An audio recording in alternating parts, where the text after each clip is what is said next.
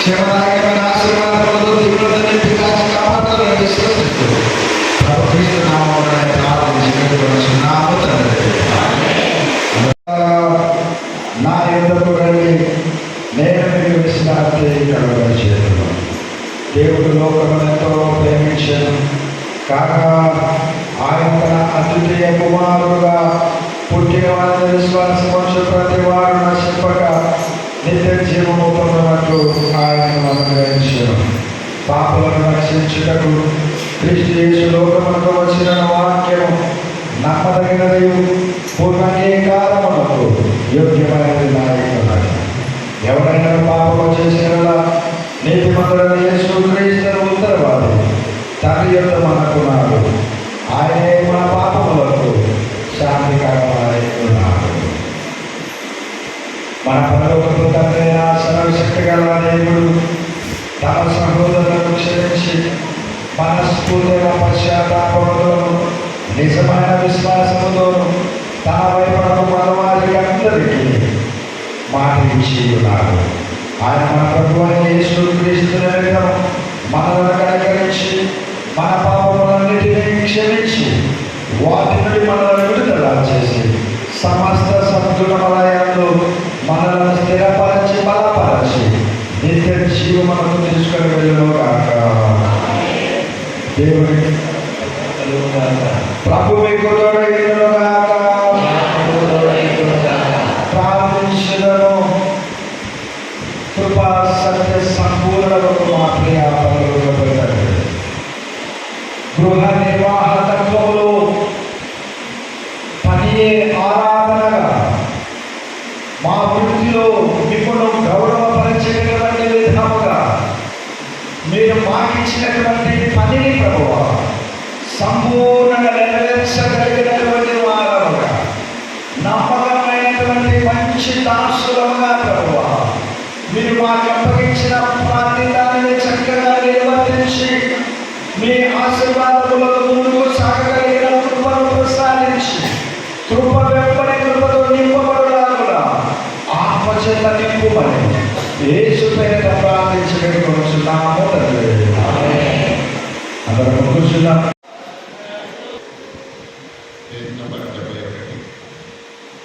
మొదటి పాఠంగా నిర్గమకాండము 31వ అధ్యాయము 1వ వచనం ప్రారంభం. మరియు యెహోవా మోషేతో ఇట్లనెను, చూడుము, నేను యూదా గోత్రములో హూరు మనవడును ఊరు కుమారుడునైన బెసలేలు అను పేరు గల వారిని పిలిచి తిని విచిత్రమైన పనులను కనిపించుటకును బంగారుతోనూ వెండితోనూ ఇత్తడితోనూ పని చేయుటకును పొదుగుటకై రత్నములను సానబెట్టుటకును కర్రను కోసి చెక్కుటకును సమస్త విధములైన పనులను చేయుటకును జ్ఞాన విద్య వివేకములను సమస్తమైన పనుల నేర్పును వానికి కలుగునట్లు వారిని దేవుని ఆత్మపూర్ణునిగా చేసి ఉన్నాను. మరియు నేను దాను గోత్రంలోని అహిసామాకు కుమారుడైన అహోలియాబును అతనికి తోడు చేసింది. నేను నీకు ఆజ్ఞాపించినవన్నీ చేయనట్లు జ్ఞాన హృదయులందరి హృదయములలో జ్ఞానమును ఉంచి ఉన్నాను. ప్రత్యక్షపు గుడారమును సాక్ష్యపు మందసమును దాని మీద ఉన్న కరుణాపీఠమును ఆ గుడారపు ఉపకరణములన్నిటినీ వల్లను దాని ఉపకరణములను నిర్మలమైన దీప వృక్షమును దాని ఉపకరణములన్నిటినీ ధూప వేదికను దహన బలిపీఠమును దాని ఉపకరణములన్నింటినీ గంగాలమును దాని పీఠను యాజక సేవ చేయనట్లు సేవా వస్త్రములను యాజకుడైన అహరోను యొక్క ప్రతిష్ఠిత వస్త్రములను అతని కుమారుల వస్త్రములను అభిషేక తైలమును పరిశుద్ధ స్థలము కొరకు పరిమళ ధూప ద్రవ్యములను నేను నీకు ఆజ్ఞాపించిన ప్రకారముగా వారు సమస్తమును చేయవలెను. 104వ కీర్తన 1 నుండి 24 వచనాల వరకు దేవుని వాక్యం చదివించారు. 104వ కీర్తన 1 నుంచి ప్రారంభం. నా ప్రాణమా యెహోవాను సన్నిధించుము, నీవు అధిక ఘనత వహించినవాడు. నీవు మహాత్యమును ప్రభావం ధరించి ఉన్నావు.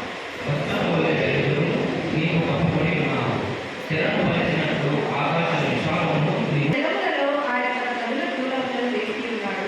మేఘములను తనకు వాహనంగా చేసుకొని గాలి రెక్కల మీద గమనం చేస్తున్నాడు. భూమి ఎన్నిటికీ తప్పి తీసుకున్నాడు. వాటి ఒడ్డున ఆకాశ పక్షులు వాసం చేయను, కొమ్మల నడుమ అవి విలాసం చేయను. తన గదులలో నుండి ఆయన కొండలు జలధారనిస్తూ ఈ క్రియల ఫలం చేత భూమి చుట్టుకొనుచున్నాడు. పశువులకు గడ్డిని, నదులకు ఉపయోగమునకు పూల మొక్కలను ఆయన మొలిపించుచున్నాడు. అందుమూలమున భూమిలో నుండి ఆహారమును, నరుల హృదయమును సంతోషపెట్టి ద్రాక్షరసమును, వారి మొహములకు వెలుగుని తైలమును, నరుల హృదయమును బలపరచు ఆహారమును ఆయన పుట్టించుచున్నాడు. యెహోవా వృక్షములను తృప్తి పొందుతున్నది, ఆయన వాటిని వ్యవహారము. ఆయన చంద్రుని నియమించెను, సూర్యునికి తన అస్తమయ కాలము తెలియదు. నీవు చీకటి కలుగజేయగా రాత్రి అవుతున్నది, అప్పుడు అన్ని జంతువులన్నీ తిరుగులాడుతున్నవి. సింహపు పిల్లలు వేటకు గర్జిస్తున్నవి, తమ ఆహారమును దేవుడి చేతిలో నుండి తీసుకొని ఉంచుతున్నవి. సూర్యుడు ఉదయించగానే అవి మారిపోయి తమ ఊహలలో పడుతున్నవి. సాయంకాలం వరకు పాటుపడి తమ పనులను జరుపుకున్నటకై మనుషులు బయలువెళ్ళరు. యెహోవాని కార్యములు ఎన్నికలు జరుగుగా ఉన్నవి. జ్ఞానం చేత నీ వాటిని తీర్చిదిద్ది. నీవు కలుగజేసిన వాటితో భూమి నిండినది. తండ్రి కుమార సమస్యలు రాసిన మూడవ అధ్యాయం 22 నుంచి 25 వచనాలు చదువు. మనడు పూసాతిమోలోని పిబోలే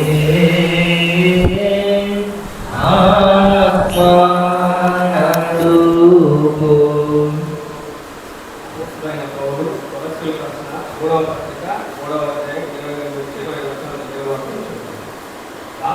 మనుషులను సంతోషపెట్టు వారైనట్టు కంటికి కనబడవాలని కాక ప్రభువులకు భయపడుచు శుద్ధాంతఃకరణ గల వారై శరీరమును బట్టి మీ యజమానులైన వారికి అన్ని విషయములలో విధేయులై ఉండుడి. ప్రభువు వలన స్వాస్థ్యమును ప్రతిఫలముగా పొందుదమని ఎరుగుదురు కనుక మీరేమి చేసినను అది మనుషుల నిమిత్తము కాక ప్రభువు నిమిత్తమని మనస్ఫూర్తిగా చేయుడి. నేను ప్రభు అయిన క్రీస్తులకు దాసులై ఉన్నారు.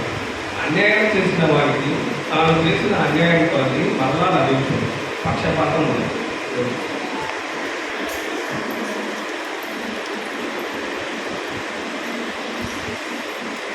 మూడవ పాఠంగా దుర్గారాసిన వార్త 17వ అధ్యాయం 7 నుంచి 10 వరకు ఆత్మానందు పూసాతిమోలోని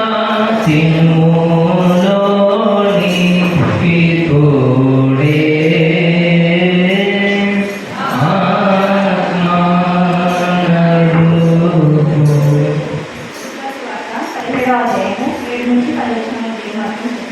దున్నువాడు కానీ నేర్పువాడు కానీ మీలో ఎవరికైనా ఒక దాసుడుండగా వాడు పొలం నుండి వచ్చినప్పుడు నీవు అప్పుడే వెళ్ళి భోజనం చేయమని వాడితో చెప్పండి.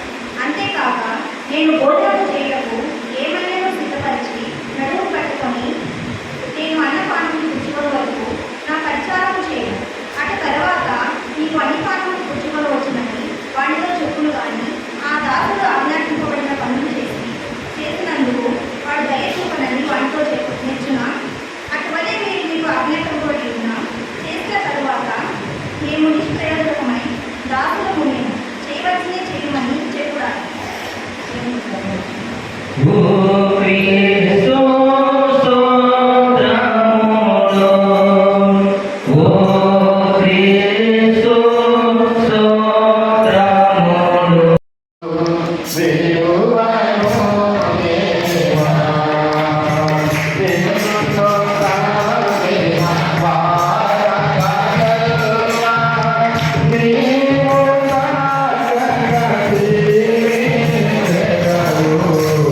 Yeah.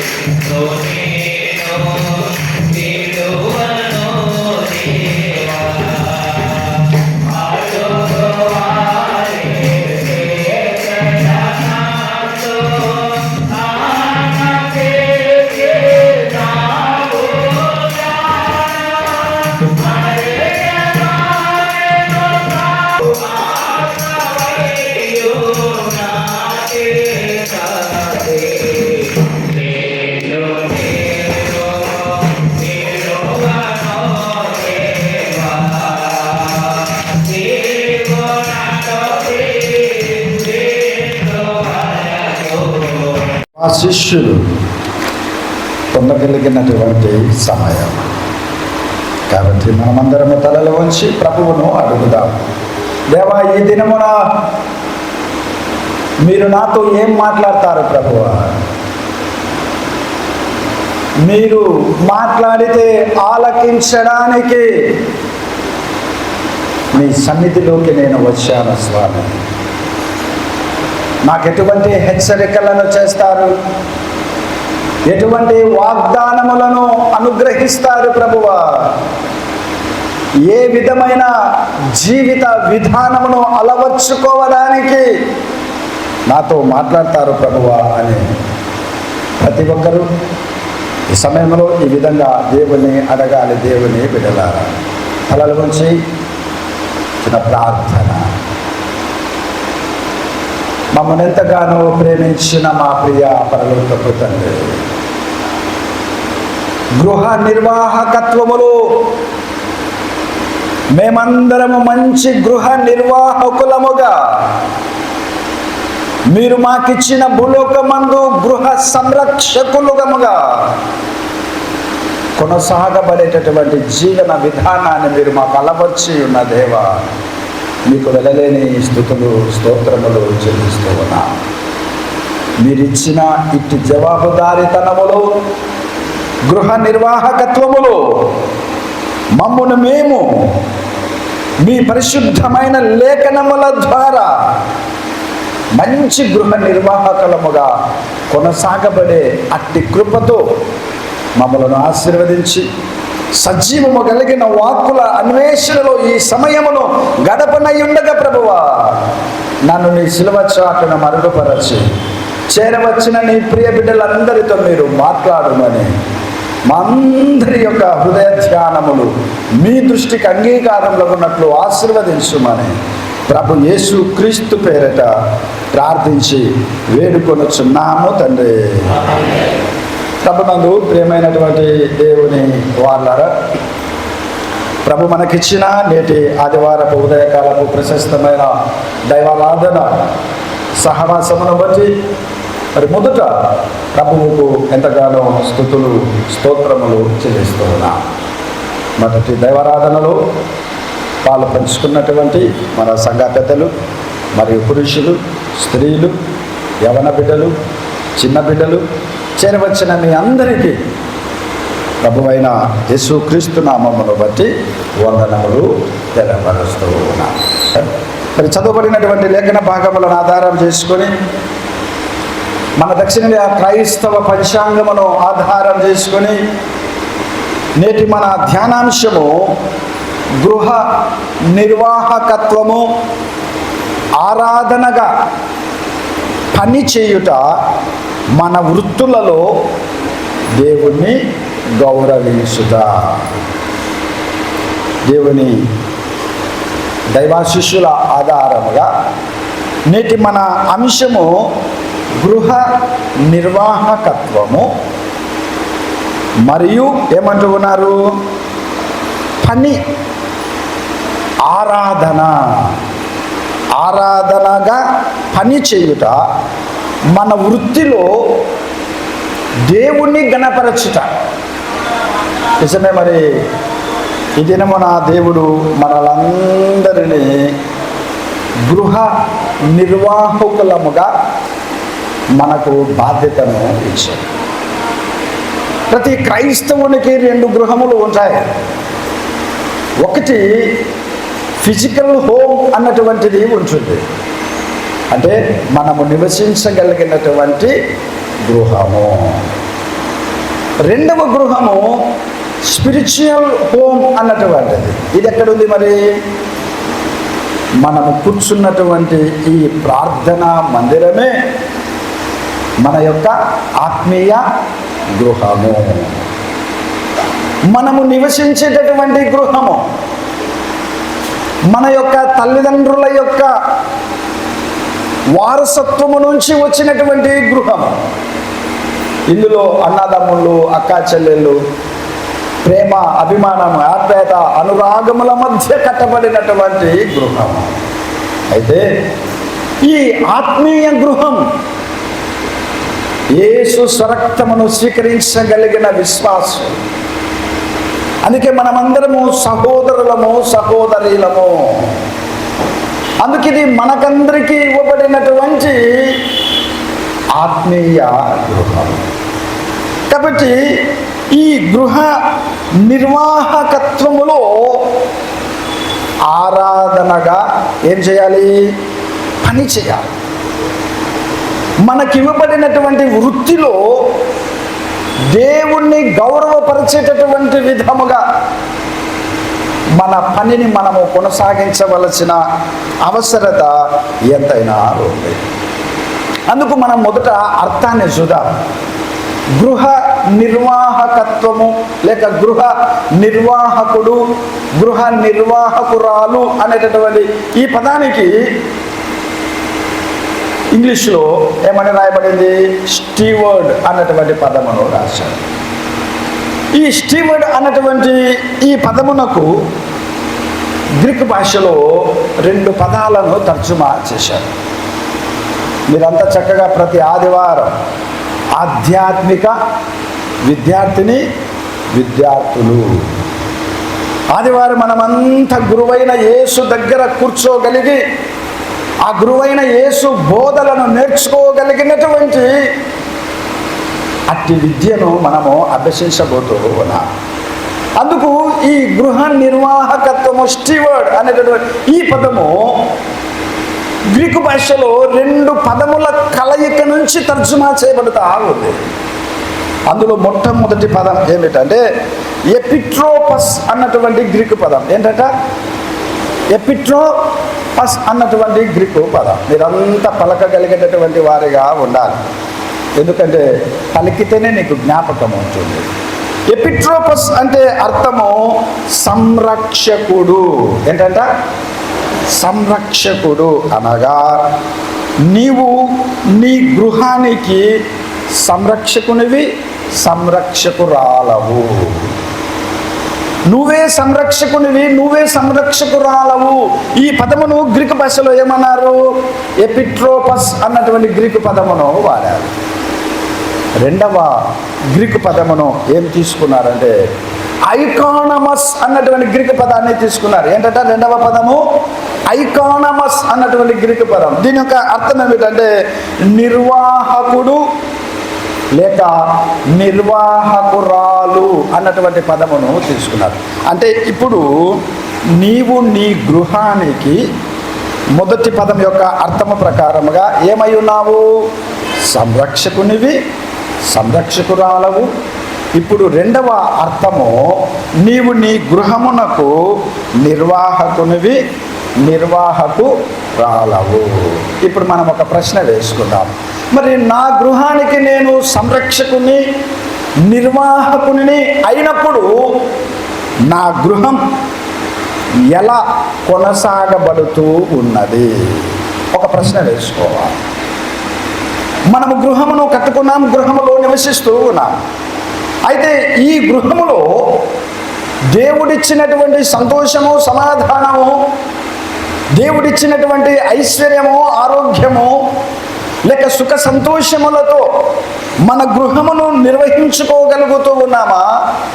లేక మన గృహమును బాధలతో, కష్టములతో, ఇబ్బందులతో, అప్పులతో, సమస్యలతో ఈ విధంగానే కొనసాగించుకోగలుగుతూ ఉన్నామా? ఒకసారి ప్రశ్న వేసుకోవాలి. నీవు నీ గృహమునకు మంచి సంరక్షకునివి, సంరక్షకురాలవు అయినట్లయితే నీ గృహము ఐరారోగ్యములతో, సకల ఐశ్వర్యములతో, శాంతి సమాధానములతో నువ్వు నడిపించుకోవలసిన అవసరత ఎంతైనా ఉంది.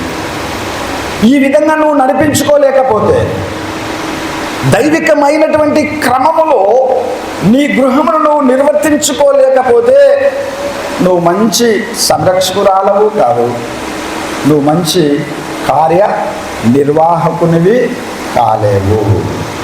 అందుకే ఈ దినమున మన యొక్క అంశము గృహ నిర్వాహకత్వం. ఈ గృహ నిర్వాహకత్వములో మనమందరము ఆరాధనగా పని చేయాలి. ఆరాధనగా పని చేయాలి. మన వృత్తిలో దేవుణ్ణి గౌరవించేటటువంటి విధానములోకి మనము వెళ్ళిపోవలసిన అవసరత ఎంతైనా ఉన్నది. అందుకు ఈ ఎపిట్రోపస్, ఐకానమస్ ఈ 2 గ్రీకు పదముల కలయిక ద్వారా మరి పాత నిబంధన గ్రంథములో తీసుకున్నటువంటి అర్థం ఏమిటంటే స్టీవర్డ్ లేక గృహ నిర్వాహకత్వం అన్న పదానికి తీసుకున్నటువంటి అర్థం ఏమిటి అనంటే ఇంటి పనులు చూచువాడు అని అర్థం. ఏంటట? గృహ నిర్వాహకత్వం అంటే ఇంటి పనులు చూచువాడు. కొందరు ఇంటిని పట్టించుకోరు. ఇంట్లో ఏమి జరుగుతూ ఉందో, ఇంట్లో ఏమి జరగడమో లేదో, ఇంటిలో ఏమి ఉందో ఏమీ లేదు, ఇవి ఏమీ పట్టించుకోలేనటువంటి పరిస్థితులలో కొందరు కొనసాగుతూనే ఉంటారు. అందుకే అలాంటి వారు ఇంటి దొంగలుగా పేరు పొందుతారు తప్ప ఇంటి కార్యనిర్వాహకులుగా, ఇంటి యొక్క సంరక్షకులుగా పిలువబడేటటువంటి అవకాశం ఉండదు. ఒక చిన్న మనవి, త్వరగా మరి పురుషుల వైపు ఉన్నవారు ముందుకు సర్దుకొని కూర్చున్నట్లయితే వెనక వచ్చేవారికి స్థలము ఉంటుంది. మనం ఎప్పుడైనా మందిరంలోకి రాగానే మన ముందు ఏ స్థలము లేకుండా మనం కూర్చోవాలి. ఒకరు చెప్పేంత వరకు మనము అట్లే స్థలాన్ని వదిలిపెట్టి కూర్చోవలసిన అవసరం లేదు. ఎందుకంటే ప్రసంగానికి ముందు ఇదే మనము చేయవలసినటువంటి అవసరం. సైలెంట్గా, ఎందుకంటే ఇప్పటి నుంచి మనకు ఒక ఛానల్ అన్నటువంటిది, యూట్యూబ్ ఛానల్ అన్నటువంటిది దైవికమైన కృప ఏర్పాటు చేయబడబోతా ఉంది. కాబట్టి వెనకలో వచ్చేటటువంటి వారు మనుషులు తిరగగలిగినటువంటి ఆ మధ్య స్థలములో కూర్చోకుండా మీరు ఎక్కడ స్థలం ఉంటే అక్కడ మీరు సరైన క్రమములో కూర్చోవడానికి ప్రయత్నము చేయాలి. విత్తనములు చల్లడానికి పోయినటువంటి రైతు ఆ విత్తనములు సాలలో వేస్తాడా లేక ప్రక్కన వేస్తాడా? సాలలోనే ఒక క్రమమైన పద్ధతిలో ఉంటూ ఉంటాయి. ఇప్పుడు మీరు దేవుని యొక్క మందిరములో కూడా విత్తపడుచున్నటువంటి విత్తనాలు, ఈ విత్తనాలు రాతి పక్కన, పొలము పక్కన, సాల పక్కన పడినాయనుకో ఏమవుతుంది? పక్షులు వచ్చి ఎతకపోతాయి. కాబట్టి మీరు కూడా కూర్చున్నప్పుడు నీ లైన్ సరిగా ఉందా లేదా చూసుకోవాలా. ఇట్ట లైన్ ఉందా లేకపోతే ఒకరి మీద ఒకరు కాళ్ళు పడేటట్టు మనం కూర్చోగలిగినామా? ఇవన్నీ మనము మందిరములో జాగ్రత్తగా తీసుకోవలసినటువంటి అవసరం. సరే, చదివినటువంటి వాక్య భాగంలోకి మనం వెళ్ళగలిగితే స్టీవర్డ్, ఎపిట్రోపస్, ఐకానమస్ అనేటువంటి ఈ రెండు గ్రీకు పదముల యొక్క ఆధారముగా పాత నిబంధన గ్రంథములో నుంచి వ్రాయబడుతున్నటువంటి అర్థం ఏమిటంటే ఇంటి పనులు చూచు వారు. ఇంటి పనులు చూడాలి కదా, ఎందుకంటే నీ గృహము యొక్క మనుగడ నీ మీదనే ఆధారపడి ఉన్నది. నీకు ఇవ్వబడినటువంటి గృహము సస్య సంపన్నమైనటువంటి స్థితిలో ఎదగాలన్నా, ఒక మంచి ఉన్నతమైనటువంటి స్థానములో నీ గృహము పేరు సంపాదించుకోవాలన్నా అదంతయు నీ మీదనే ఆధారపడి ఉన్నది. అందుకే గృహ నిర్వాహకత్వం అంటే మొట్టమొదటి అర్థం ఏం చెప్పుకుంటున్నాము? ఇంటి పనులు చూచువారు. వాక్యమును చూద్దాం. ఆదికాండము 39వ అధ్యాయము 4వ వచనమును మనము చూడగలిగితే, ఆదికాండము 39వ అధ్యాయము 4వ వచనము యోసేపును గురించి చక్కగా వ్రాయబడతా ఉంది. ఏమని వ్రాయబడతా ఉంది?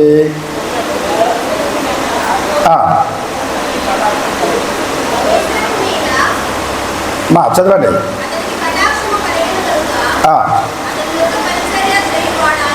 చాలు, చదివినటువంటి వాక్యములో ఫరోకు కలిగినదంతయు ఎవరికి అప్పగించారగా? యోసేపుకు అప్పగించారు. అంటే ఇక ఫరో ఏమీ పట్టించుకోవడం లేదు. ఎందుకు?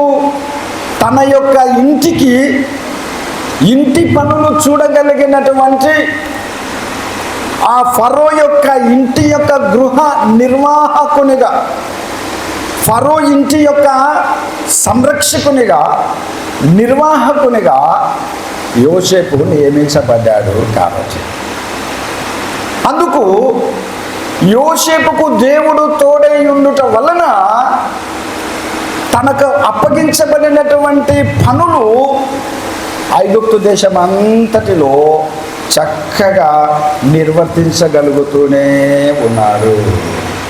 ఏ కొదవ లేదు. ఇంకా ఫరో యొక్క జీవితం ఎలా ఉందంటే ఇంటిలో ఏమున్నది, ఏమి లేనిది, ఏమీ ఆలోచించలేనంత స్థితిలోకి వెళ్ళగలిగాడు అని అంటే తన యొక్క ఇంటి పనులు ఎవరు చూడగలుగుతూ ఉన్నారు? యోసేపు చూడగలుగుతూ ఉన్నాడు. అందుకే ఈ ఇంటి పనులు చూడగలిగినటువంటి యోసేపు ఐగుప్తు దేశమునకు రాబోయేటటువంటి క్షామమును, కొరతను, ఇబ్బందిని ముందుగానే గ్రహించగలిగినటువంటి వ్యక్తిగా యోసేపు జీవితంలో మనము చూడగలుగుతూ ఉన్నాం.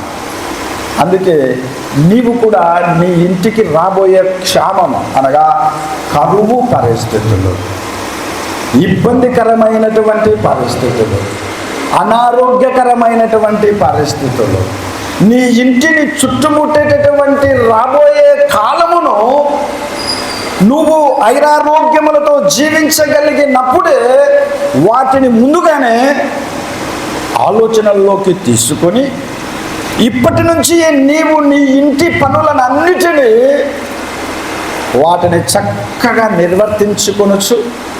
రాబోయే కష్టకాలానికి, రాబోయే అనారోగ్య పరిస్థితులకు, లేక రాబోయే ఆర్థిక సంక్షోభము నిమిత్తమై ఇప్పుడే నీవు ఒక మంచి సంరక్షకునిగా, నిర్వాహకురాలుగా నీ ఇంటి పనులు నువ్వు చూసుకునేటటువంటి అవసరత లేక బాధ్యత దేవుడు నీకు ఇచ్చాడు. అందుకే ఐగుప్తు దేశానికి 7 సంవత్సరములకు సంబంధించినటువంటి కరువు రాబోతా ఉంది. దీనిని ముందుగానే యోసేపు గ్రహించగలిగాడు. అందుకే ఐగుప్తు దేశంలో ఏ కరువు వచ్చినా తట్టుకోగలిగినటువంటి సంపన్నమైన స్థితిని యోసేపు సమస్తమును సమకూర్చుకోగలిగాడు. అందుకే మంచి గృహ నిర్వాహకునిగా యోసేపును మనము చూడగలుగుతూ ఉన్నాం. ఇప్పుడు మరి నీ గృహం కష్టపడుతూ ఉన్నా ఎందుకు ఇంకా అప్పుల స్థితిలోకి వెళ్ళగలుగుతా ఉంది? ఇంటిలో ఉన్నటువంటి వారందరూ కష్టపడుతూ ఉన్నా కూడా ఎందుకు కొన్ని సమస్యలు వస్తే విధివిలలాడిపోతా ఉంది? ఒక చిన్న అనారోగ్యము తటస్థపడితే ఎందుకు అప్పు చేసుకునేటటువంటి పరిస్థితుల్లోకి వెళ్ళిపోతా ఉంది అని అంటే, నీ ఇంటి పనులను నువ్వు సరిగా చూసుకోలేని స్థితిలో జీవించగలుగుతూ ఉన్నావు. నీ ఇంటిని నీవు అర్థం చేసుకొని, నీ కుటుంబంలోని వారిని నువ్వు అర్థం చేసుకొని, ఈ కుటుంబ పరిస్థితులకు దీటుగా నీవు ఒక మంచి కార్యనిర్వాహకునిగా నీవు జీవించగలిగితే నీ ఇంటికి నీవు మంచి గృహ నిర్వాహకునివి, మంచి గృహ నిర్వాహకురాలవు. అందుకే ఈ దినమున ఒక మంచి గృహ నిర్వాహకులముగా మన గృహమును మనం సంరక్షించుకోవలసిన బాధ్యత దేవుడి దినమున మనకందరికీ తెలపరుస్తూ ఉన్నారు. కాబట్టి ఈ దినమున మీరంతా ఒకవేళ ఎవరైనా ఇంటి పనులు పట్టించుకోకుండా ఊరికి తిరుగుతూ ఉంటే, ఇంటి పనులు సక్రమంగా నిర్వర్తించుకోకుండా, ఇంటిని పరిశుభ్రమైనటువంటి వాతావరణంలో పెట్టుకోకుండా, ఇంటికి కావలసినటువంటి వాటిని సమకూర్చుకోకుండా, ఇంటికి ఆర్థికపరమైన వనరులను సమకూర్చుకోకుండా ఎవరైనా జులాయిగా తిరుగుతూ ఉంటే, లేక ఎవరైనా సోమరితనముతో నిద్రపోతూ ఉంటే, లేక ఎవరైనా అనవసరంగా కూర్చోరాని చోట కూర్చొని వ్యర్థమైనటువంటి మాటలతో సమయము గడుపుతా ఉంటే, ఈ దినమున ఒక మంచి నిర్ణయము తీసుకోవాలి. దేవా, నేను తీసుకున్న నిర్ణయాలే కదా నా ఇంటిని ఏమి లేని స్థితిలో నిలవబెట్టగలిగాయి. నేను తిరిగే నా అలవాట్లు, నేను కూర్చొని వ్యర్థంగా గడిపే సమయము, పాలన, ఇవే కదా నా కుటుంబానికి దరిద్రతను తీసుకొని రాగలిగినాయి. కాబట్టి నేను ఈ దినము నుంచి నా గృహానికి మంచి సంరక్షకురాలను, నేను నా గృహానికి మంచి నిర్వాహకురాలను అన్నటువంటి ఒక ఆలోచన నువ్వు ఈ దినమున పరిశుద్ధమైన మందిరములో దేవునికి మాట ఇవ్వాలను. దేవా, ఇంతవరకు నా గృహం ఎలా ఉండింది, ఇప్పటి నుంచి వచ్చే సంవత్సరానికి చూడయ్యా నా గృహమును నేను ఏ విధంగా తీర్చుకోగలుగుతానో, ఏ విధమైన సుందరమైన గృహముగా, ఆరోగ్యము కలిగిన గృహముగా, ఆర్థిక ఐశ్వర్యము కలిగినటువంటి గృహముగా, నా బిడ్డలను ఉన్నతమైన స్థానంలో నింపగలిగినటువంటి గృహముగా నా ఇంటిని నేను ఎలా తీర్చిదిద్దుకుంటానో చూడయ్యా అని నువ్వు యేసు స్వామికి దినమున మాట ఇవ్వవలసిన అవసరత ఎంతైనా ఉంది. అందుకే గ్రీకు భాషలో 2 పదాలు చెప్పాము. ఒకటేం చెప్పాము? ఎపిస్ట్రోపస్, రెండవది ఐకానమాస్ అనగా స్టీవర్డ్. అందుకే ఈ 2 గ్రీకు పదముల యొక్క ఆధారము, మొట్టమొదటి అర్థం ఏం చెప్పుకున్నాము? ఇంటి పనులు చూచువాడు. ఏంటంట మొదటి అర్థము? ఇంటి పనులు చూచువాడు. రెండవ అర్థం ఏమిటంటే ఆస్తి అప్పగించబడిన వారు. ఏంటంటే రెండవ అర్థము ఆస్తి అప్పగించబడినటువంటి వారు. నిజమే, మరి మనకందరికీ మన యొక్క తాత ముత్తాతల కాలం నుంచి లేక మన యొక్క తల్లిదండ్రుల కాలం నుంచి కొంత ఆస్తి అప్పగించబడి ఉంటుంది. మరి అప్పగించబడినటువంటి ఈ ఆస్తిని ఎలా మనము సంరక్షించుకోగలుగుతూ ఉన్నాము? ఈ మధ్య నేను ఒక కుటుంబానికి ప్రార్థనకు ఒక 4 సంవత్సరముల కిందట పోయినప్పుడు ఆ కుటుంబంలోని తల్లి బోరున ఏడ్చేస్తా ఉంది. ఏమక్క, ఎందుకు అంత ఏడ్పు, నీలో నుంచి అంత దుఃఖం ఎందుకు అని అంటే, మా ఆయన చనిపోతూ నా కొడుకు చేతిలో 10 లక్షల రూపాయలకు 4 ఎకరాల భూమి పెట్టిపోయారు బాబు. ఎంతట? 10 లక్షల రూపాయలకు 4 ఎకరాల భూమి. ఈ దినమున 10 లక్షలు లేవు, 4 ఎకరాల భూమి లేదు.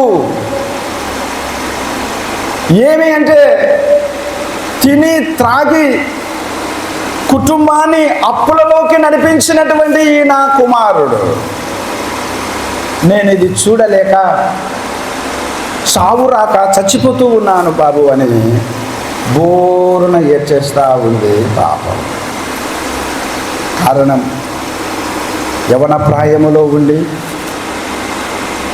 కుటుంబ ఆస్తి అప్పగించబడిన తర్వాత దానిని ఏమాత్రము బాధ్యత లేని విధముగా సంరక్షకుడు, కార్యనిర్వాహకుడు, కానీ ఈ 2 పదముల అర్థమును మరచిపోయి కుటుంబాన్ని, ఆస్తి అప్పగించబడినప్పటికీ కూడా కుటుంబాన్ని నడి రోడ్డులో నిలవబెట్టినటువంటి యవనాస్తుడు.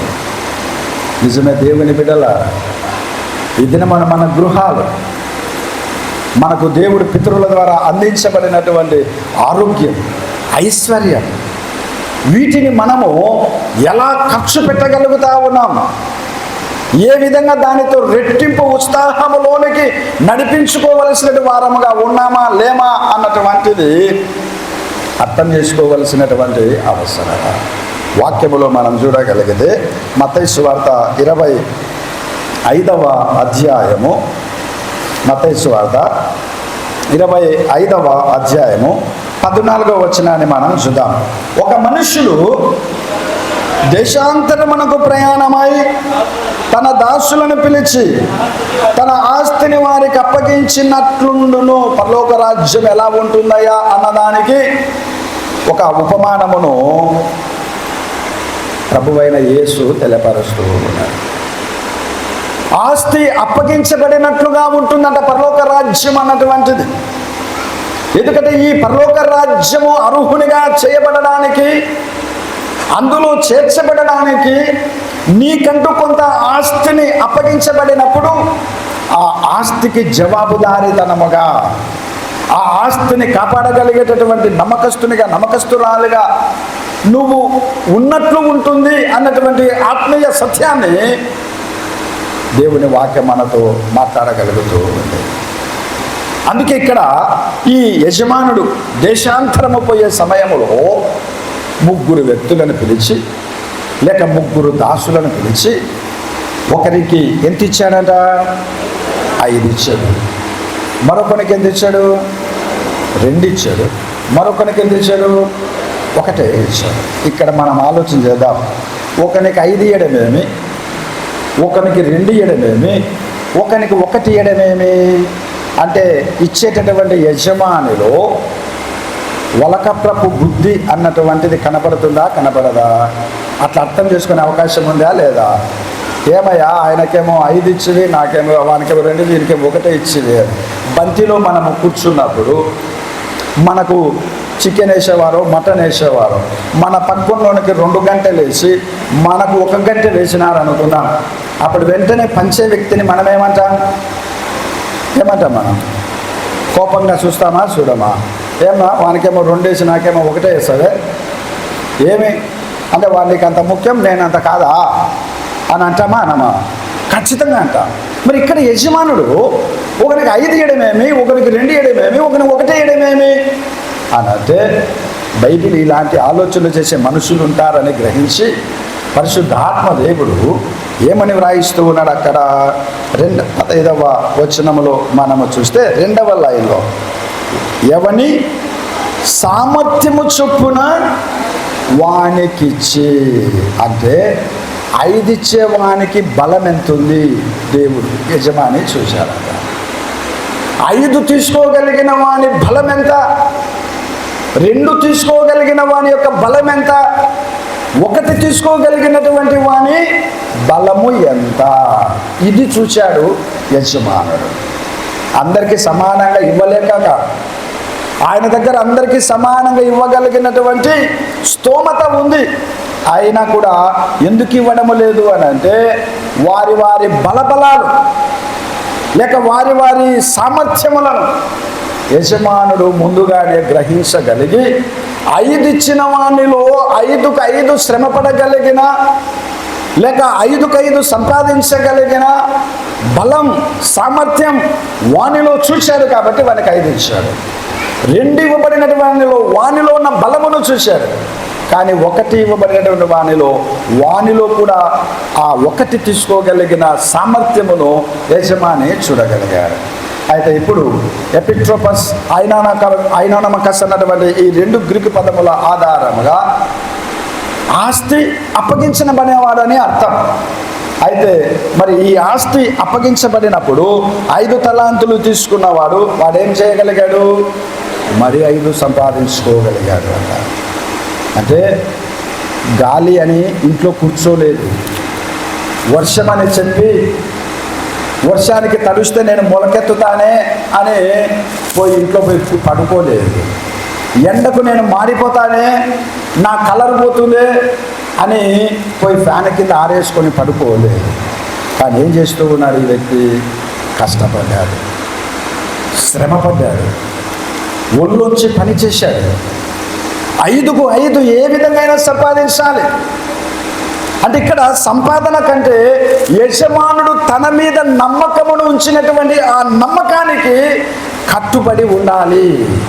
నమ్మకము కోల్పోయే విధానములో నా జీవితము ఉండకూడదు అని గ్రహించి 5కు 5 సంపాదించగలిగాడు. 2 తీసుకున్నవాడు వాడు కూడా 2కు 2 సంపాదించగలిగాడు. కానీ 1 తీసుకున్న వాని గురించి వాక్యం అంటా ఉంది 25వ వచనములో మనం చూడగలిగితే, నేను భయపడి వెళ్ళి నీ తలాంతును భూమిలో దాచిపెట్టి తిని, అనగా పని చేయలేని సోమరి మాట్లాడగలిగినటువంటి మాట కాదు. అందుకే పెద్దలు చెప్తా ఉంటారు, మాటలు ఎక్కువగా ఉన్న వాని దగ్గర ఏముండదట, పనితనము ఉండదు. ఒక్కోసారి మేము ఎప్పుడైనా కుటుంబ ప్రార్థనలకు పోతే కొందరు అంటూ ఉంటారు, అత్తగారు ఈ అమ్మకి పెళ్ళైన కోడలుగా వచ్చినప్పటి నుంచి ఒక్క పని రాదు బాబు, అత్తగా నేను చేసి పెడితేనే తినడానికి సుత్సా ఉంటుంది తప్ప ఒక్క పని రాదు ఈ అమ్మకి. ఏం చేయాలి? అట్లాంటి కోడళ్ళు తెచ్చుకున్నాం, వయసులో ఉంది, ఆరోగ్యం ఉంది, మంచి జీవన విధానం ఉంది, కానీ ఒళ్ళు దాచుకుంటుంది తప్ప శ్రమపడదు. అంతా తయారైనాక తినడంలో మాత్రం ముందుంటుంది బాబు అని కొందరు చెప్తా ఉంటారు. అందుకే ఈ దినమున నీకు అప్పగించబడినటువంటి ఆస్తిని రెట్టింపు చేసుకోవడానికి నీలో శ్రమపడగలిగే గుణమును అలవర్చుకోవాలి. దేవుడు నీకంటే ఒక మంచి గృహమును ఇచ్చాడు, ఆ గృహమును నువ్వు సంరక్షించుకోవచ్చు, ఆ గృహమును మంచి కార్యము వైపు నడిపించుకోగలిగిన శక్తి సామర్థ్యములతో జీవించవలసిన అవసరత ఎంతైనా.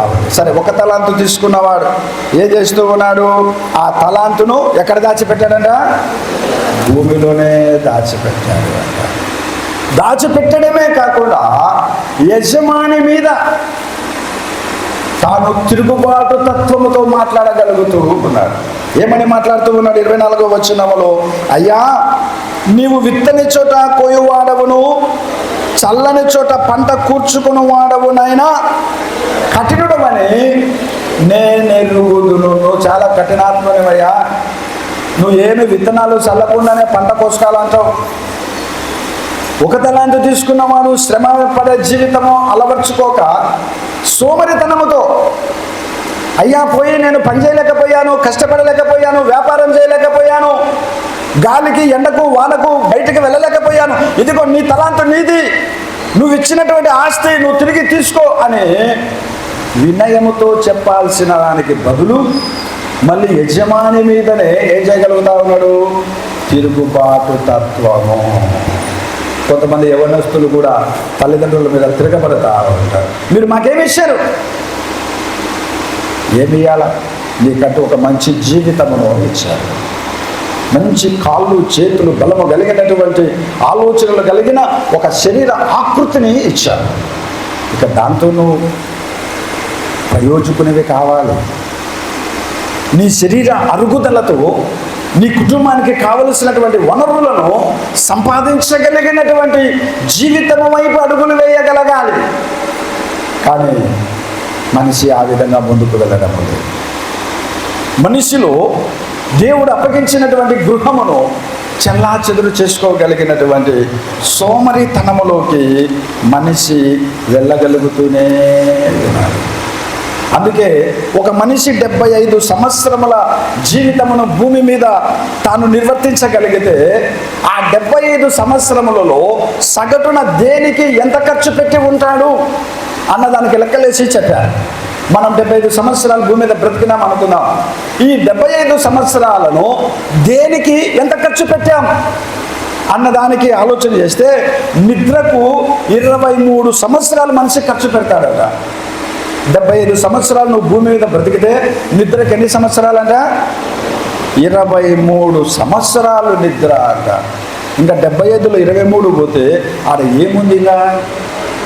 అందుకే కొందరు ఏం చేస్తూ ఉంటారంటే మధ్యాహ్నం తింటేనే నిద్ర. ఇంకెన్ని గంటలకు లేస్తారుగా? సాయంత్రం 5 గంటలకు. మళ్ళా రాత్రిపూట తింటేనే నిద్ర, సమయము దొరికితే నిద్ర. అందుకే కుటుంబాలు చల్లా చెదరైపోతుంది. ఈ నిద్ర అనే ఈ సోమరితనముతో నీ భవిష్యత్తు కనుమరుగైపోతా ఉంది. స్వతహాగా నువ్వు ఏమీ చేయలేని నిస్సహాయ స్థితిలో. అందుకే మంచానికి నువ్వు పరిమితం అయిపోతా ఉన్నావు. మంచానికి అనారోగ్యముతో ఉన్నవారు పరిమితము కావాలి తప్ప మంచానికి ఆరోగ్య స్థితిలో ఉండి మంచి దేహ దారుఢ్యము కలిగినటువంటి వ్యక్తులు ఎన్నడూ కూడా పరిమితము కాకూడదు. అవసరమైతే ఏదో ఒక పని చేయడానికి ప్రయత్నము చేయాలి. ఏదో ఒక విధంగా కుటుంబము కోసము నీలో ఉన్న బలం, నీలో ఉన్న మరి కండరములు నరములు, నీలో ఉన్న శక్తి సామర్థ్యం అంతా కుటుంబము కోసం ఉపయోగపడవలసిన స్థితిలో నిద్రకి ఎన్ని సంవత్సరాలు కేటాయిస్తున్నారంట? 23 సంవత్సరాలు. తర్వాత పనికి 19 సంవత్సరాలు అంట. తర్వాత ప్రయాణాలకు అనగా ఊరికే తిరగడము, లేకపోతే అక్కడి నుంచి మరొకటి, లేక పేరెంటాలకు, లేకపోతే పెళ్ళిళ్ళకు ఇట్లా తిరిగేటటువంటి సంవత్సరాలు 6 సంవత్సరాలు. తర్వాత అలంకరణకు, అలంకరణ అంటే మనల్ని మనం సొగసుగా చేసుకునేటటువంటిది. అద్దము దగ్గర నిలవబడి, లేకపోతే ఇప్పుడు అందరికీ డ్రెస్సింగ్ టేబుల్స్ వచ్చినాయి, నిట్ట నిలువున మనలను చూపించగలిగినటువంటి దాని దగ్గర నిలవబడి 75 సంవత్సరాలలో ఎన్ని సంవత్సరములు కేటాయిస్తున్నామంటే 6 సంవత్సరాలు కేటాయిస్తూ ఉన్నాము అంటారు. మనం అనుకోవచ్చు, నేనెప్పుడు అంత సమయం గడిపానబ్బా, నేను ఊరికి అద్దం దగ్గరికి పోయి అట్టట అనుకుని నేను వెళ్ళిపోతా ఉంటానే అని అంటే, నువ్వు అట్టట అనుకునేటటువంటి సమయము కూడా, నువ్వు దూకునే విధానము, నువ్వు డ్రెస్ వేసుకునే విధానము, నీవు ఎప్పుడు అద్దం దగ్గర నిలవబడిన ఈ సమయం అంతా ఎన్ని సంవత్సరాలంటే 75లో నువ్వు ఖర్చు పెట్టేది 6 సంవత్సరాలంట. నువ్వు గుర్తుపెట్టుకోవాలి. అద్దం దగ్గర నువ్వు ఎప్పుడైనా పోతే నీకు అది గుర్తు చేయాలి. నువ్వు నా దగ్గర 6 సంవత్సరాలు పెడతా ఉన్నావు, నువ్వు 75 ఏళ్ళు బతికితే అన్నటువంటి ఆలోచన నీకు రాగలగాలి. తర్వాత వినోదాలకు అనగా టీవీలో సీరియల్స్ చూడడం కానీ, లేకపోతే ఇప్పుడు టీవీ దగ్గర ఎవరు లేరు కానీ దేని దగ్గర ఉండగలుగుతూ ఉంటారు? సెల్ దగ్గర ఉండగలుగుతూ ఉంటారు. ఇప్పుడు ఎక్కడికి పోయినా కూడా సెల్లులోనే అన్ని సీరియల్స్ చూడగలుగుతారు, సెల్లులోనే అన్ని సినిమాలు చూడగలుగుతా ఉంటారు. కానీ టీవీని అంచనా వేసుకొని కట్టినటువంటి సంవత్సరములు ఎన్ని అని అంటే 9 సంవత్సరములు. కానీ ఇక సెల్లుతో పెట్టుకుంటే ఎన్ని సంవత్సరాలు అవుతాయి? దాదాపు ఒక 18 సంవత్సరాల లేకపోతే 20 సంవత్సరాల పైబడినటువంటి విధానమును మనము చూడగలగచ్చు. తర్వాత భోజనానికి అనగా మనము తినే తిండి, ఇది 6 సంవత్సరముల కాలము అంట. నువ్వు 75 సంవత్సరాల భూమి మీద బతికితే నువ్వు తినేటటువంటి తిండికి ఎన్ని సంవత్సరాల సమయం అంట? 6 సంవత్సరములు. తర్వాత ఆరాధనకు నువ్వు దేవుని దగ్గరికి వచ్చి ప్రార్థన చేసుకొని లేకపోతే పాటలు పాడి దేవుని స్తుతించడానికి దానికి ఎంత సమయం కేటాయిస్తూ ఉన్నారంటే 6 సంవత్సరములే అన్నారు. అంటే కేవలము నీ యొక్క తిండికి లేకపోతే నీ అలంకరణకు కేటాయించే సమయము మాత్రమే మనము దేవునికి ఎన్ని సంవత్సరాలు కేటాయిస్తున్నాము? 6 సంవత్సరములు మాత్రమే కేటాయించగలుగుతా ఉన్నాం. అందుకే దేవుడు ఈ దినమున మనకిస్తున్నటువంటి గృహ నిర్వాహకత్వములో మన యొక్క పనియే ఆరాధన. ఏదో నేను కేవలం ఆదివారం పోయి ఆరాధనలో పాటలు పాడాను, ప్రార్థన చేశాను, దేవుని మహిమపరిచాను, ఇదే ఆరాధన అనుకుంటే సరిపోదు అంట. నువ్వు సోమవారం నుంచి శనివారం వరకు చేసేటటువంటి ప్రతి పని కూడా ఆరాధనను మెప్పించగలిగిన విధముగా ఉండాలి అంట. నీ పని నిమిత్తమై నీలో కలిగిన ఆరాధన నువ్వు చక్కగా దాన్ని నిర్వర్తించగలిగితే అది ఎంతైనా ఆశీర్వాదకరము, దీవెనకరం. అందుకే సృష్టి కార్యక్రమంలో దేవుడు 6 దినములు ఏం చేశాడు? కష్టపడ్డాడు. 6 దినములు సృష్టిని కలగజేశాడు. ఆ 6 దినముల సృష్టిని కలగజేసిన తర్వాత ఎవరిని కలగజేశాడు? సృష్టి అంతా కలగజేసిన తర్వాత 6వ దినమున మళ్ళీ ఎవరిని కలగజేశాడు? మానవుడిని కలగజేశాడు. ముందు మనిషిని కలగజేసి తర్వాత సృష్టిని కలగజేయచ్చు కదా. కానీ సృష్టిని ముందు కలగజేసి తర్వాత మానవుని ఎందుకు కలగజేస్తూ ఉన్నాడంటే దేవుడు సంకల్పించినటువంటి పనిని ఈ మనిషి ఆ సృష్టి క్రమం అంతటిలో పని చేయగలిగిన వ్యక్తిగా ఉండాలి. పని చేయాలి. ఆ వ్యక్తి పని చేయక సోమరిగా ఉండడానికి దేవుడు ఏమాత్రము ఒప్పుకోడు అన్నటువంటి సత్యాన్ని మనం ఈ సమయంలో గ్రహించవలసిన అవసరత ఎంతైనా ఉంది. అందుకే ఆదికాండం 1వ అధ్యాయం 28వ వచనమును మనం చూడగలిగితే అక్కడ ఏమంటున్నాడు? మీరు భూమిని ఏం చేయమంటున్నాడు? నిందించి. అంటే భూమి మీద పని చేసే బాధ్యత దేవుడు ఇచ్చాడు. రెండవదిగా ఎక్కడంటూ ఉన్నాడు? సముద్రములో కూడా పని చేయగలిగినటువంటి సామర్థ్యమును దేవుడు మనిషికి ఇచ్చాడు. మూడవదిగా ఎక్కడ ఇచ్చాడు? ఆకాశం. అందుకే ఆకాశ పక్షులను అన్నమాట ఉపయోగించాడు. అంటే భూమి మీద, సముద్రములో, ఆకాశంలో, ఈ 3 స్థలములలో మనిషి చేసే పనియే ఒక దైవారాధనగా దేవునికి కనపడగలగాలి. సోమరిగా ఉండి ఆదివారం వచ్చి నువ్వు పాటలు పాడినంత మాత్రాన, ప్రార్థన చేసినంత మాత్రాన అది దేవునికి ఆమోదయోగ్యమైనటువంటి ఆరాధన కాదు. నువ్వు సోమవారం నుంచి శనివారం వరకు అలసిన శరీరముతో నువ్వు పని పాటలు చేసి చక్కగా నువ్వు ఒక మంచి సౌందర్యము కలిగిన శ్రమ సేవకురాలుగా ఆదివారపు ఆరాధనలో పాల్గొనగలిగితే నీ ప్రార్థన దేవుడు ఆగ్రానించగలిగే విధముగా ఉంటుంది. నీ స్తుతి ఆరాధన దేవుడు ఆలకించగలిగేటటువంటి విధముగా ఉంటుంది. అందుకే ఈ శరీరమును దేవుడు ఎందుకు ఇంత బలము కలిగినటువంటి శరీరముగా ఇచ్చారంటే మనం పని విషయములో పని దొంగలముగా ఉండకూడదు. పని చేయగలిగినటువంటి వారముగా, మంచి కార్య నిర్వాహకులముగా, సంరక్షకులముగా మనం ఉండవలసిన అవసరత ఎంతైనా ఉంది. అందుకే రవీంద్రనాథ్ ఠాగూర్ ఆయన ఒక మంచి మాట చెప్పాడు ప్రపంచానికి పని గురించి లేక సేవా జీవితమును గురించి. ఆయన ఏం చెప్పాడంటే, నేను నిద్రపోయాను, ఆ నిద్రలో ఒక కళ కన్నాను, ఆ కళలో జీవితం ఆనందం అని తెలుసుకున్నాడు అంట ఆయన. నిద్రపోయాడట, కలలో జీవితం ఆనందమని తెలుసుకోగలిగాడు అంట. అయితే మరి మేల్కొన్నాను, నేను నిద్రలో నుంచి మేల్కొన్నాను, జీవితం అంటే పని అని గుర్తించగలిగాడు అంట. కలలో అయితే జీవితం ఆనందం అని గ్రహించాడు. అయితే మేల్కొన్నప్పుడు ఎట్లా భావిస్తూ ఉన్నాడు? జీవితం అంటే ఏందట? పనే. జీవితం అంటే ఊరికే కాలము గడపడము కాదు, జీవితం అంటే పని. ఆ పనియే సేవా పరిచర్యలో నిమగ్నము కాగలగాలి. అందుకే మనము పని చేస్తూ ఉంటే ఆ పనిలో మనకు 5 రకాలైనటువంటి మేలులు ఉంటాయి. ఏంటివి అన్నది మీరు కూడా ఇప్పుడు ఈ సమయంలో గుర్తించగలిగి ఒకవేళ రాసుకోగలిగిన వారు నేను త్వరగా చెప్పి వాక్యమును ముగించడానికి ప్రయత్నం చేస్తాను. మనమందరము కార్యనిర్వాహకులము. ఇప్పుడు దేవుడు అప్పగించగలిగినటువంటి పనిని చేయగలుగుతూ ఉన్నటువంటి సంరక్షకులము, కార్యనిర్వాహకులము.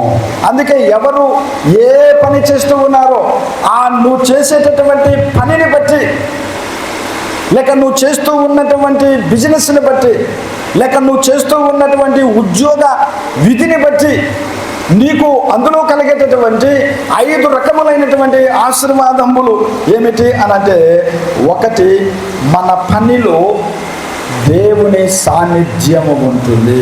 ఏముంటుందంటే మనం పని చేయగలిగినప్పుడు దేవుని సాన్నిధ్యం, God presence in our work అన్నటువంటిది దేవుని వాక్యం మనతో మాట్లాడగలుగుతుంది. అందుకే మనం చూసాం ఆదికాండము 39వ అధ్యాయం 2-3 వచనములలో దేవుడైన యెహోవా యోసేపునకు ఎట్లా ఉన్నాడంట? తోడై ఉన్నాడు. అందుకే అతడు చేయునదంతయు ఏమైపోతా ఉంది? సఫలమగుచూ ఉన్నది. ఆ 3వ వచనములు అంటాడు, అతడు చేసినదంతయు అతని చేతిలో యెహోవా సఫలము చేసెను. అందుకే God presence in our work, దేవుని సాన్నిధ్యం నీ పనిలో ఉంచుంది. ఆయన సాన్నిధ్యముతో నువ్వు ఏ పని చేసినా కూడా అది నీకు ఎంతైనా ఆశీర్వాదమును అనుగ్రహించగలిగేటటువంటిది. రెండవదిగా, మన పనిలో శ్రేయస్సు, ఫలప్రదమైన జీవితము ఉంటుంది. మన పనిలో మనకేముందట? శ్రేయస్సు ఉందట, ఫలప్రదమైనటువంటి జీవితం, ప్రాస్పారిటీ అండ్ ఫ్రూట్ఫుల్నెస్ అన్నటువంటిది మన వర్క్లో ఉంటుంది. అందుకే నువ్వు పని చేయాలి. శ్రేయస్సు ఎందుకు నీకు లేదు అనంటే నువ్వు పని చేయడం లేదు. నువ్వు సోమరిగా ఉంటూ ఉన్నావు కాబట్టి, సోమర్రాలుగా ఉంటున్నావు కాబట్టి, నీకు పని చేయడం లేదు కాబట్టి శ్రేయస్సు లేదు, ఫలప్రదమైనటువంటి జీవితము లేదు. అందుకే వాక్యం ఏమంటుంది? కీర్తనల గ్రంథం 128వ సంకీర్తన 2వ వచనములో ఏమంటున్నాడు? నిశ్చయముగా నీ చేతుల కష్టార్జితమును నీవు అనుభవించేదవు. నీ చేతుల కష్టార్జిత అనుభవిస్తావు అంటున్నాడు, కానీ నీ సోమరితనాన్ని నువ్వు అనుభవిస్తావని అనడం లేదు. పని చేయకుండానే నువ్వు ప్రతిదీ అనుభవిస్తావు అని చెప్పడం లేదు వాక్యము. నిశ్చయముగా నువ్వు ఏమి అనుభవిస్తావంట? నీ చేతుల కష్టార్జితాన్ని. అందుకే పని చేయాలా. ఎక్కడికి పోకపోతే ఇళ్ళంతా శుభ్రం చేస్తూ ఉండు, లేకపోతే ఇంటిలోని సామాన్లన్నీ కడుగుతూ ఉండు. ఒకసారి ఒక ఆమె డాక్టర్ దగ్గరికి పోయిందంట. డాక్టర్ దగ్గరికి పోయి ఆమె, సార్ నాకు 3 రోజులైంది, ఈ మణికట్టు దగ్గర నొప్పి వస్తూ ఉంది సార్ అని చెప్పింది. ఎక్కడ నొప్పి వస్తూ ఉన్నదా? చేతికి మణికట్టు దగ్గర నొప్పి వస్తూ ఉంది సార్, ఏం చేయాలి సార్? ఈ నొప్పి పోవడమే లేదు, ఏదన్నా ఉంటే మందో లేకపోతే ట్యాబ్లెట్ ఏదో ఒకటి ఇవ్వండి సార్, నేను తట్టుకోలేకపోతున్నా అని అంటేనే అప్పుడు ఆయన చెప్పాడంట, అమ్మా ఉదయం వేస్తానే నువ్వు అంట్లన్నీ వేసుకొని నిశ్చేత్తో ఇట్లా అట్లా అట్లా అట్లా తోముతా ఉండమ్మా, అప్పుడు ఈ పట్టుకున్నటువంటి నరాలు నీకు బాగా ఇదైపోయి ఆ నొప్పి తగ్గుతుంది అని చెప్పారంట. పోరని ఇది చెప్పించుకోవడానికి 300 రూపాయలు ఫీజు ఇవ్వాలా? ఉదయాన్నే లేసని అంట్లని దొంగతా ఉంటే ఎక్సర్సైజ్ ఏంటి? ఇప్పుడు ఈడ నొప్పి వస్తూ ఉంది, ఈ నొప్పికి ఎక్సర్సైజ్ ఏంటి? ఇట్లే పెట్టుకుంటే నొప్పి పోతుందా? దీన్ని ఇట్లా ఇట్లా అంటనే ఉండాలి. మరి అట్లే అంట్లు ఎట్లా దొంగతారు? డెక్సలు ఎట్లా దొంగతారు? ఇట్లనేనా లేక ఇట్టిట్టనా? ఇట్టిట్టనే కదా తోమేది. మరి ఈ ఎక్సర్సైజ్ చేస్తే ఈ మణికట్టు నొప్పి పోతుంది కదా. అందుకే మనం ఈ ఎక్సర్సైజ్ లేదు, ఈ పని కలిగిన ఎక్సర్సైజ్ లేదు కాబట్టి మన కష్టార్జితాన్ని మనము అనుభవించలేకపోతున్నాము. అందుకే మన పనిలో మనకు ప్రాస్పారిటీ అండ్ ఫ్రూట్ఫుల్నెస్ అన్నటువంటిది దేవుని ద్వారా మనము పొందడం. మూడవదిగా మనం చూస్తే మన పనిలో శాశ్వతమైనటువంటి ప్రతిఫలం. నువ్వు చేసే పని నీ పిల్లలు అనుభవించగలిగిన ప్రతిఫలము నీ పని ద్వారా వారికి నువ్వు ఇవ్వగలగాలి. కానీ కొంతమంది పిల్లలు ఎందుకు సోమరులుగా ఉంటున్నారంటే వారు వాళ్ళ నాన్న నుంచి నేర్చుకున్నటువంటి విధానం, వారు వారి యొక్క తల్లిలో నుంచి నేర్చుకున్నటువంటి విధానం, ఇది ఇస్తూ ఉన్నారు. శాశ్వతమైనటువంటి ప్రతిఫలం, ఎటర్నల్ రివార్డ్ అన్నటువంటిది కుటుంబంలో వంశ ప్రకారముగా వెళ్ళిపోతానే ఉంది. అందుకే ఒకరు తాగుతూ ఉంటే పెద్దవారు ఆ తాగుడుతనం యవనస్తునికి వస్తూ ఉందంటే ఎవరో చెప్పితే రావడము లేదు, ఇంటిలో తండ్రిని చూసి కుమారుని నేర్చుకుంటూ ఉన్నాడు. లేకపోతే ఆ తండ్రిని చూసి ఆయన నేర్చుకోగలిగాడు, అక్కడి నుంచి ఇక్కడికి. అందుకే ఎటర్నల్ రివార్డ్ అన్నటువంటిది ఇది మనిషిలోకి రాగలుగుతూనే ఉంది. అందుకే కొలస్సీయులకు రాసిన పత్రిక 3వ అధ్యాయం 23-24 వచనములలో ప్రభువు వలన స్వాస్థ్యమును ప్రతిఫలముగా ఏమంటున్నాడు? పొందుదురు. ప్రభువు వలననే. అందుకే పనిలో శాశ్వతమైన ప్రతిఫలం మనం పొందుకోవాలి. 4వదిగా మనం చూస్తే పనిలో శాంతి మరియు సంతృప్తి కావాలి. నువ్వు ఒక పని చేసావంటే శాంతి మరియు సంతృప్తి కావాలి. నేను ఈ దినమున ఈ పని నాకెంతో సంతృప్తిని ఇచ్చింది. అందుకే రాత్రి నువ్వు మంచము ఎక్కంగానే ఈ పనితో నువ్వు అలసిపోయిన శరీరముతో హాయిగా నిద్రలోకి జారుకునే పరిస్థితి రాగలగాలి. కానీ రాత్రి పడుకొని నిద్ర రాక మంచం మీద అటు దొర్లి అటు పడుకొని నానక అవస్థలు పడిపోతూ ఉంటాం. కారణం పగలు ఈ శరీరం అలసిపోవడము లేదు, పగలు ఈ శరీరము సోమరితనానికి అలవాటు పడతా ఉంది. కాబట్టి రాత్రులలో నిద్రరాని పరిస్థితులు, ఆ నిద్రరాని పోవడానికి మళ్ళీ సెల్ అన్నది ఒకటి చూసి తెల్లవార్త నిద్ర మేల్కోవడం ఒకటి, సెల్లు చూడడం ఒకటి, తెల్లవార్త కళ్ళన్నీ పొగనాల్లాగా ఏమై ఉంటాయి? వాసి ఉంటాయి. అందుకే మన పనిలో మనకు శాంతి సంతృప్తి కావాలి. 5వదిగా మనం చూసినట్లయితే పనిలో పదోన్నతి మరియు అనుగ్రహము కావాలి. పనిలో 5వది ఏంటంటే పదోన్నతి అనుగ్రహం అన్నటువంటిది కావాలి. నిజమే. మరి నువ్వు చేసే ప్రతి పనికి నీకంటూ ఒక పదోన్నతి ఉంటుంది. ఏంటి ఆ పదోన్నతి? వాక్యమును చూద్దాం. సామెతల గ్రంథం 22వ అధ్యాయం 29వ వచనములో మనం చూస్తే తన పనిలో నిపుణత గలవారిని ఏమంటూ ఉన్నాడు? చూచితివా? తన పనిలో నిపుణత గలవానిని చూచితివా? ఆ తర్వాత ఏమంటున్నాడు? అల్పులైన వారి ఎదుట కాదు, వాడు రాజుల ఎదుటనే నిలుచును. అంటే ఒక మంచి పదోన్నతి, రాజుల దగ్గర నిలవబడేటటువంటి పదోన్నతి. అందుకే దేవుని బిడ్డలారా, ఈ దినమున వర్షిప్గా ఉండకూడదు, వర్క్ యాజ్ ఏ వర్షిప్గా ఉండాలి. నీ పని ఆరాధనగా ఉండగలగాలి. అందుకే కొందరు ఆరాధనకు వచ్చి కూడా క్లాప్స్ కొట్టడానికి ఇబ్బంది పడతాం, సిగ్గుపడతా ఉంటాం, బిడియం పడతా ఉంటాం. అంటే నువ్వు పని చేయడానికి ఇష్టపడడం లేదు.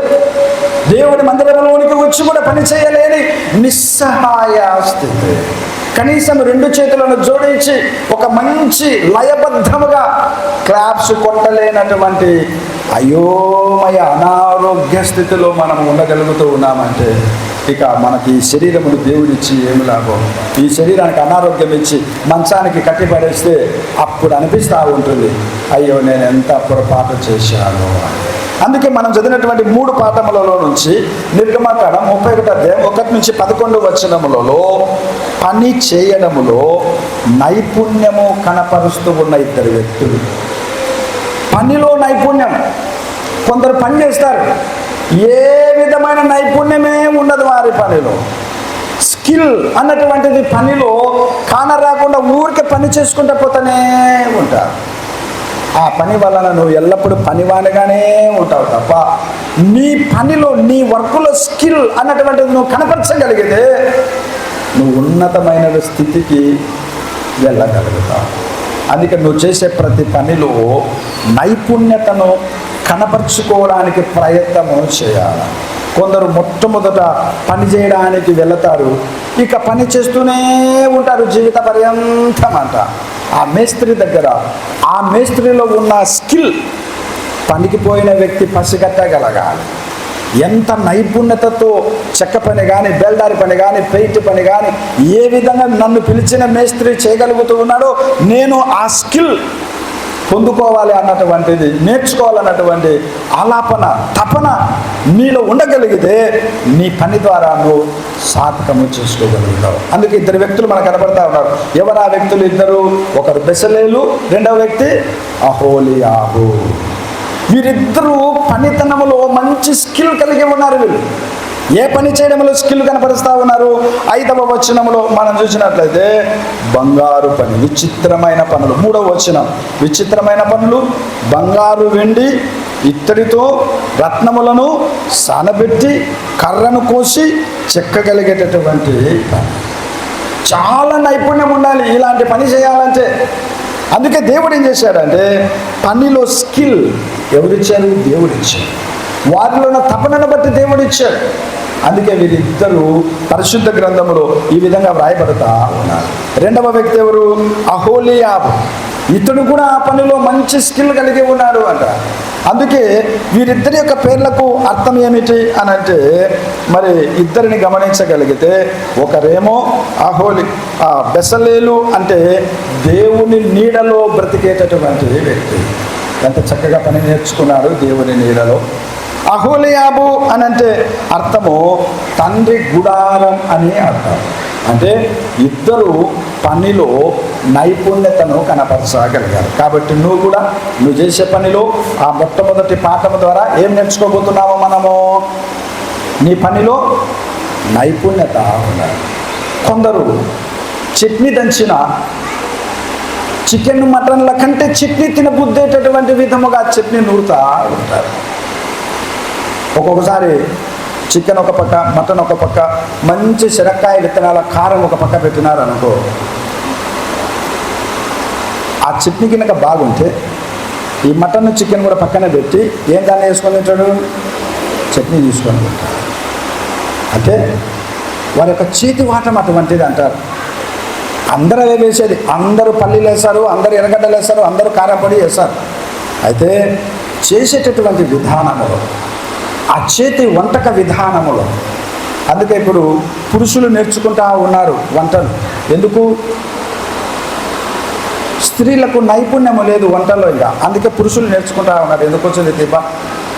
ఎందుకు వచ్చింది? వాళ్ళను కష్టపెట్టడం, ఇబ్బంది పెట్టడం. నేనే చికెన్ చేసుకుంటే, నేనే మటన్ చేసుకుంటే తృప్తిగా తినొచ్చు ఆదివారం అని చెప్పి అట్టని స్త్రీలను తక్కువ చేయడం అని కాదు నా ఉద్దేశం.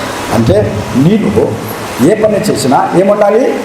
స్కిల్ ఉండాలి, నైపుణ్యం ఉండాలి. అదే మొదటి పాఠములో నుంచి రెండవ పాఠంలోకి మనం చూడగలిగితే కొలస్సీలకు రాసిన పత్రిక 3:25 వచనములలో హోల్ హార్టెడ్ సర్వీస్, హృదయపూర్వకంగా పని చేయాలంటాను. పనిలో నైపుణ్యం ఉండాలి. రెండవదిగా హృదయపూర్వక మనస్ఫూర్తిగా ఉండాలి. ఏది వండినా కూడా భర్త తరపున బంధువులు వచ్చినప్పుడు కొనుక్కుంటా సనుక్కుంటా నువ్వు వంట చేసినావు అనుకో, దాంట్లో ఉప్పని ఎక్కువైంటుంది, కారమని ఎక్కువైంటుంది, ఏదో ఒకటి ఎక్కువై ఉంటుంది. లేకపోతే భార్య తరపున బంధువులు వచ్చినప్పుడు కొందరు పురుషులు కొనుక్కుంటా సనుక్కుంటా బండిలో ఎక్కువ దూరం ఏమి ఇవన్నీ ఇప్పుడు కావాలన్నా అని వాళ్ళు కూడా సనుక్కుంటా కొనుక్కుంటా చేస్తూ ఉంటారు. అలా ఉండకూడదన్న. హృదయపూర్వకంగా ఏ పని చేసినా, అది ఏ పనైనా సరే, నీకు ఇవ్వబడినటువంటి ఏ పని, ఉద్యోగం కావచ్చు, లేక పని కావచ్చు, బిజినెస్ కావచ్చు, ఏదైనా సరే హోల్ హార్టెడ్ సర్వీస్ అన్నటువంటిది చేయాలన్నది రెండవ పాఠం మనకు తెలపరుస్తూ ఉంది. మూడవ పాఠం ద్వారా మనం ఆలోచన చేయగలిగితే పనిలో హంబుల్ ఒబీడియన్స్ అన్నటువంటిది ఉండాలి. ఓ పనికి పోయినావంటే నువ్వు మంచి విధేయత ఉండాలి. హృదయపూర్వకమైనటువంటి వినయ నమ్రత అన్నటువంటిది ఉండాలి. పనికి నువ్వు మేస్త్రి, నీకు ఏదైనా పని చెప్పాలంటే నీలో విధేయత ఉండాలి. లేకపోతే ఒక హెచ్ఎం, ఒక టీచర్కి ఏదైనా పని అప్పగించాలంటే నీలో విధేయత అన్నటువంటిది ఉండాలి. ఇలాంటి విధేయత కలిగిన వారే ఏదైనా నేర్చుకోగలుగుతారు, ఏదైనా ముందుకు తీసుకొని వెళ్ళగలుగుతారు. కాబట్టి ఇప్పుడు ఆరాధన అంటే పనియే ఆరాధనగా ఉండాలి. మన వృత్తి దేవుణ్ణి గౌరవపరచాలి. అలా గౌరవపరచాలంటే మన పనిలో మొట్టమొదటి ఏముండాలి? నైపుణ్యత ఉండాలి. రెండవదిగా మన పని హృదయపూర్వకంగా చేసేదిగా ఉండాలి. మూడవదిగా మన పని విధేయతతో కూడినదై ఉండాలి. ఈ విధంగా నీ పని కొనసాగించి ఒక మంచి పనివానిగా, ఒక మంచి పనికత్తెగా మనకు జీవితాలు, మన గృహమును చక్కగా నిర్మించుకోగలిగిన వారముగా ఉండాలని తండ్రి, కుమార, పరిశుద్ధాత్మ దేవుడు కొద్ది వాక్యం ద్వారా మనతో మాట్లాడుతున్నారు. అలాంటి కృప ఇప్పుడు ఎల్లప్పుడు ప్రభు మనకు అనుగ్రహించును గాక. ఆమేన్. అందరం లేచి నిలబడదాం. కళ్ళు మూసుకొని ఒక చిన్న ప్రార్థన చేసుకుందాం. దేవా, మరి నువ్వు నాకు పని ఇచ్చావు కదా ప్రభువా, ఆ పనిలో నేను నైపుణ్యతను హృదయపూర్వకంగా వినయతతో విధేయతతో చేయగలిగే విధానం మీరే మాకు అనుగ్రహించు అని ఎప్పుడైతే మనం దేవుని అడుగుతామో, దేవుని బిడ్డలారా, అప్పుడే మనకు దేవుడు ఆశీర్వాదములను అనుగ్రహించగలుగుతాడు. కాబట్టి అందరం తలలు వచ్చి కళ్ళు మూసుకొని చిన్న ప్రార్థన చేసుకొని ఒక చిన్న పాట పల్లవి ఒకే ఒక చరణమును పాడి మనము దేవుని ఆరాధనలోకి వెళ్ళిపోదాం. దేవుని బిడ్డలారా, ప్రతి ఒక్కరు కళ్ళు మూసుకోవాలి, ఒక చిన్న ప్రార్థన చేసుకోవాలి.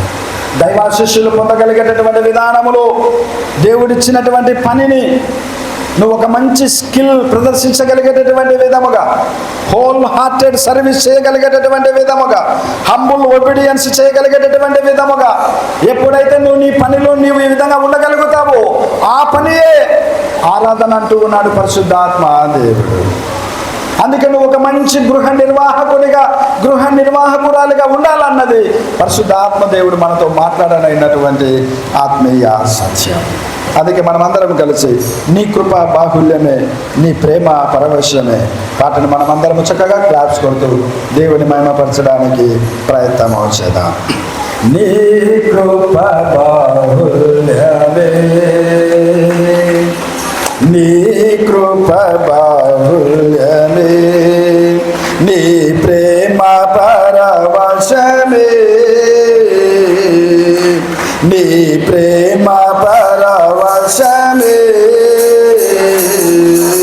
నా యేసయ్యా నీతో నా జీవితం నిత్యము సంతోషమే.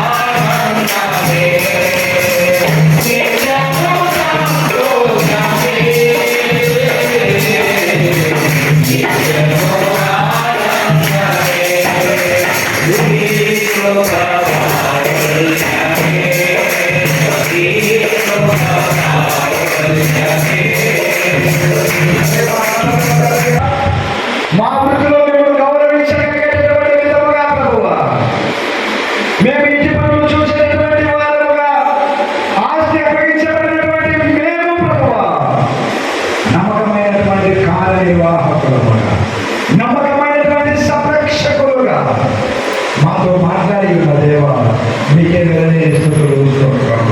కష్టంలో స్కిల్ ఉండాలని తెలపరిచి ఉన్న దేవా, పనిని హృదయపూర్వకంగా చేయాలని మాట్లాడి ఉన్న దేవా, పనిలో విధేయత ఉండాలని మాట్లాడి ఉన్న దేవా, ఈ సమయంలో కష్టపడగలిగినటువంటి ప్రతి ఒక్కరి పనికి ప్రభువా తగినటువంటి ప్రతిఫలములను అనుగ్రహించమని ప్రార్థన చేస్తున్నాం.